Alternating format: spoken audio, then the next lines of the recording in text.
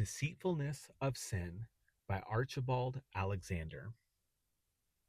All sin takes its origin from false views of things.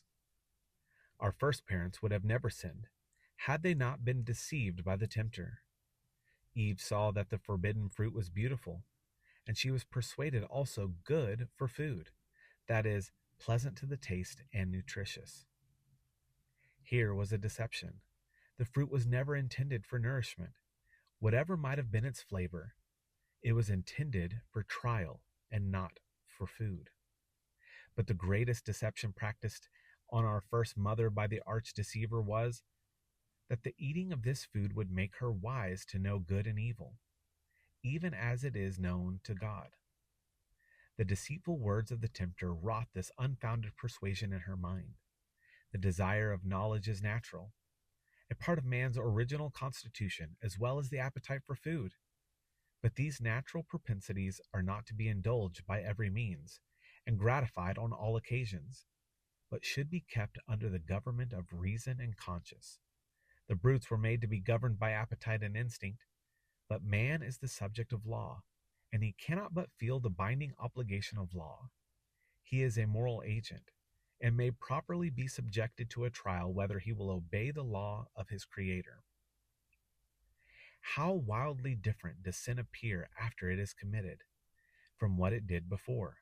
Passion or craving appetite creates a false medium by which the unwary soul is deceived and led into transgression. After our first parents sinned, their eyes were opened. A sense of guilt unknown before now seized them, and this was like a new vision, not of beauty, but odious deformity. Innocence was lost. Shame and confusion take the place of peace and purity. Unhappy change! The guilty pair are now sensible of their great mistake, of their guilty act, of their disgraceful condition, of their ruined state. Their whole race is ruined.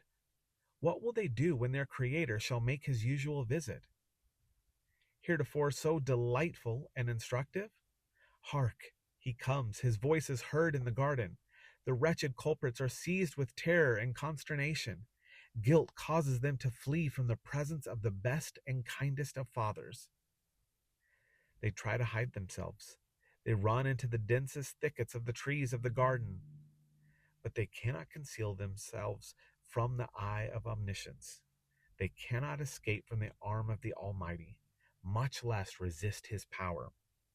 Behold, the Creator, not finding his creature man in his proper place, sends forth a voice, which must have been like the most terrible thunder. When the awful sound penetrated his ear and resounded through his whole soul, Adam, where are you?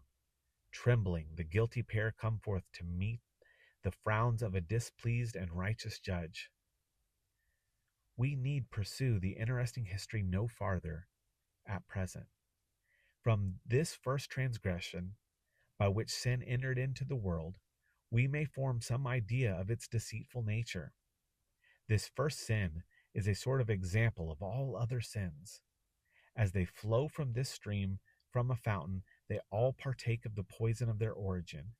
In all sin there is some bait, some apparent good, some expectation of pleasure or profit from unlawful indulgence. In all sin, the mind is under a delusive influence. Right thoughts and motives are for the moment forgotten or overborne. The attention, like the eye of a beguiled bird, is fixed on a point from which it cannot be withdrawn. The excitement prevails, and guilt is contracted.